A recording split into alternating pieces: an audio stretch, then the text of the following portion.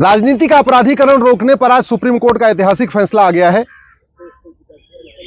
हमने 2016 में PIL file किया था। उस समय हमने 3 मांग किया था। एमएलए एमपी का मुकदमा 1 साल के अंदर डिसाइड हो, जिन लोगों को सजा मिल चुकी है उनके चुनाव लड़ने पर आजीवन प्रतिबंध हो, और जिन्हें सजा मिल चुकी है उनके पार्टी बनाने और पार्टी पदाधिकारी बनने पर भी आजीवन प्रतिबंध हो। जो हमारी पहली मांग थी कि देश में एमएलए एमपी कोर्ट बने और सांसदों और विधायकों का मुकदमा 1 साल के अंदर डिसाइड हो, उस पर आज सुप्रीम कोर्ट का फैसला आ गया है। जो दूसरी और तीसरी मांग थी कि सजा याफ्ता के चुनाव लड़ने पर आजीवन प्रतिबंध हो और सजा याफ्ता के चुनाव लड़ने पर पार्टी बनाने और पार्टी पदाधिकारी बनने पर आजीवन प्रतिबंध हो, उस पर सुनवाई अगले महीने होगी। आज माननीय सुप्रीम कोर्ट ने देश की सभी हाई कोर्ट को डायरेक्शन दिया है कि आप अपने अपने राज्य में एक स्पेशल बेंच बनाइए, अपने हाई कोर्ट में एक स्पेशल बेंच बनाइए, और आपके राज्य में जितने भी केसेस चल रहे हैं एमएलए एमपी के, चाहे वो सिटिंग एमएलए एमपी है या भूतपूर्व एमएलए एमपी हैं, उनका फैसला हर हालत में 1 साल के अंदर करिए। देश के सभी डिस्ट्रिक्ट जजेस को भी डायरेक्शन दिया है माननीय सुप्रीम कोर्ट ने कि आप एमएलए एमपी के केस में कोई तारीख पे तारीख नहीं देंगे, एडजमेंट नहीं करेंगे, डे टू डे हियरिंग करेंगे और 1 साल के अंदर फैसला करेंगे। 2016 में मैंने पीआईएल फाइल किया, 2017 में इस पे आगे फैसला आया था। तब से लेकर आज तक 250 सांसदों और विधायकों को सजा हो चुकी है। आजम खां, उनके बेटे अब्दुल्ला आजम को सजा हो गई, उनका मुकदमा 20 साल से चल रहा था।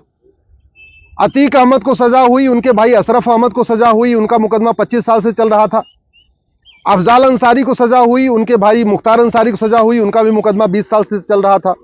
तो जिन माफियाओं के मुकदमे पहले 20 साल 25 साल से पेंडिंग पड़े हुए थे, एमएलए एमपी कोर्ट बनने के बाद उनको सजा मिलना शुरू हो चुकी है।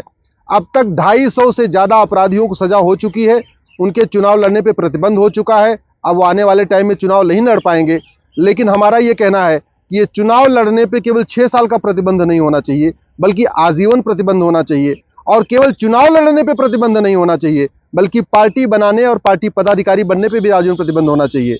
आज की डेट में चूंकि कानून में कमियां हैं, इसलिए लालू यादव खुद चुनाव तो नहीं लड़ सकते, लेकिन वो पार्टी बना के पार्टी अध्यक्ष बन सकते हैं और पार्टी अध्यक्ष बने हुए हैं। चौटाला सजा याफ्ता है, इसके बाद भी पार्टी अध्यक्ष बने हुए हैं। मधु कोड़ा सजा याफ्ता है, फिर भी पार्टी अध्यक्ष बने हुए हैं। शशिकला सजा याफ्ता है, फिर भी पार्टी अध्यक्ष बनी हुई है।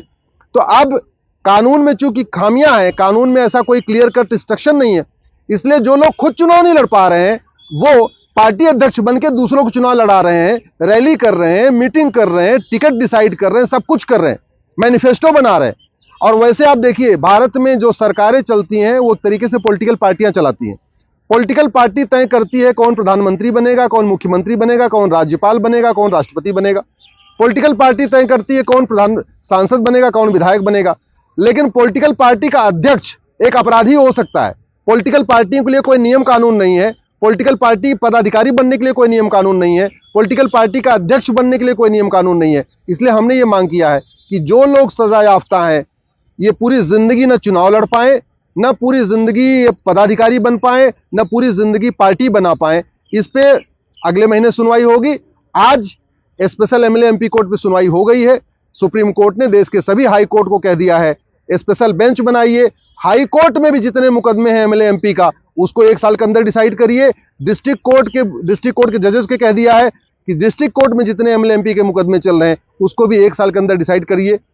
मुझे पूरा विश्वास है, इस समय लगभग 5000 केसेस चल रहे हैं एमएलए एमपी के, ये अगले 1 साल के अंदर डिसाइड हो जाएंगे।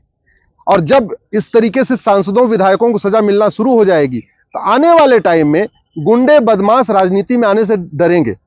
और बहुत सारे लोगों ने चुनाव लड़ना छोड़ भी दिया है।